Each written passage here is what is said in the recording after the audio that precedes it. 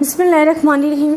Student, आज का जो हमारा लेक्चर है वो मैं आपसे डिस्कस करूँगी टाइप्स ऑफ इन्वेस्टिगेशंस क्या है। आपने ये आपसे अक्सर इंटरव्यू में भी क्वेश्चन पूछ लिया जाता है कि what is the type of investigation.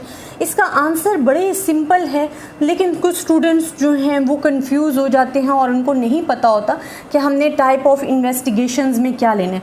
तो टाइप्स ऑफ इन्वेस्टिगेशंस जो है आज हम डिस्कस करेंगे कि हमारे पास क्या होता है। अब student, there are the two types of investigation. अगर आपसे ये पूछ लिया जाता है कि discuss about the types of investigation या discuss about the main types of investigation या what is the types of investigation, तो आपने इसका आंसर देना है कि there are the two types of investigation.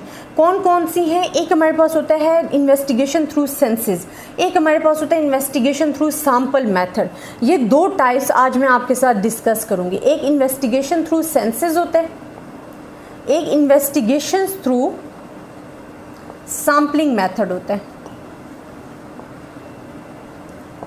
अब what is the main difference between these two? ठीक है, क्या आपके पास इन दोनों में डिफरेंस क्या है? स्टूडेंट, जब आप कहते हो कि investigation through senses method and investigation through sample method, तो what is the difference between them? इनमें डिफरेंस क्या है? सेंसेस आपके पास क्या होता है स्टूडेंट? हमारे पास सेंसेस होते हैं कि when we are discussing each and every unit in the population, कि जब हमने ईच एंड एवरी यूनिट को डिस्कस करना होता है। फॉर एग्जांपल, ये हमारे पास ओवरऑल पॉपुलेशन है, एक कंट्री की पॉपुलेशन है, और अगर हमने उस पॉपुलेशंस की नेशनल इनकम जो है वो मालूम करनी है ओवरऑल कंट्री की, तो सेंसस में आपने हर उस पर्सन को इंक्लूड करना है जो कि नेशनल इनकम में पार्टिसिपेट कर रहा है। तो सेंसस में आप क्या करते हो कि ईच एंड एवरी यूनिट को इंक्लूड करते हो। बट ये हमारे पास जो मेथड होता है ना, इन्वेस्टिगेशन मेथड जो होता है सेंसस, ये बहुत ज़्यादा टाइम कंज्यूमिंग हो जाता है, एनर्जी बहुत ज़्यादा कंज्यूम करता है, एनर्जी बहुत ज़्यादा लेता है,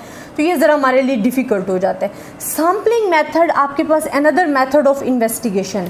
इसमें अगर आपके पास फुल पॉपुलेशन है, ये अगर जिस तरह की ये मैंने पॉपुलेशन की शो की फॉर द सेंसस के लिए, और यहाँ हम नेशनल इनकम को डिस्कस कर रहे थे कि नेशनल इनकम आपके पास क्या आ जाती है। इसी तरह अगर आप डिस्कस करते हो पॉपुलेशंस को सैम्पलिंग में, तो आप क्या करते हो, कुछ यूनिट्स को सेलेक्ट कर लेते हो, और उन यूनिट्स में जो आपके पास पर्सन होंगे जो कि नेशनल इनकम जिनकी आपने मालूम करनी है, आप एज अ सैम्पल उनको चूज़ करोगे, उसी पे वर्क करोगे, और वो जो कंक्लूजन आप रिप्रेजेंट करोगे सैम्पलिंग मेथड में as a sample, collecting the sample, जो आप सैम्पल सेलेक्ट करके जो आप कंक्लूजन दोगे, उस मेथड को हम कहेंगे सैम्पलिंग मेथड।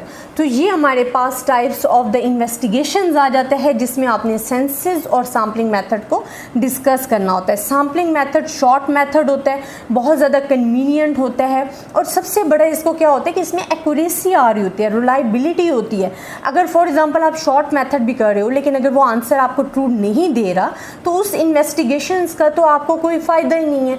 आप वो मेथड यूज़ करोगे जो कम वक्त में आपको ट्रू आंसर दे, जो आपकी वैल्यू को true value of population parameter के करीब तरीन लाए। तो सेंसस क्या होते हैं कि in which we are counting each and every unit, and sample method में आप फुल पॉपुलेशन में से some units of sample as a select करते हो, उस पर वर्क करते हो, और उस पर वर्क करने के बाद जो आपके पास कंक्लूजन आता है उसको आप प्रेजेंट कर देते हो, और वो कंक्लूजन आपके true value of population parameter से करीब तरीन होता है। And this is called the types of the investigation. तो अगर आपसे क्वेश्चन पूछा जाता है कि how many types of investigations हैं, तो अब आप बता सकते हो कि there are the two types of investigations है, एक सेंसस है, एक सैम्पल मेथड है, और इन दोनों में आपको फ़र्क भी पता चल गया। इस तरह आप डिफरेंट एग्जांपल्स भी दे सकते हो इनसे रिलेटेड।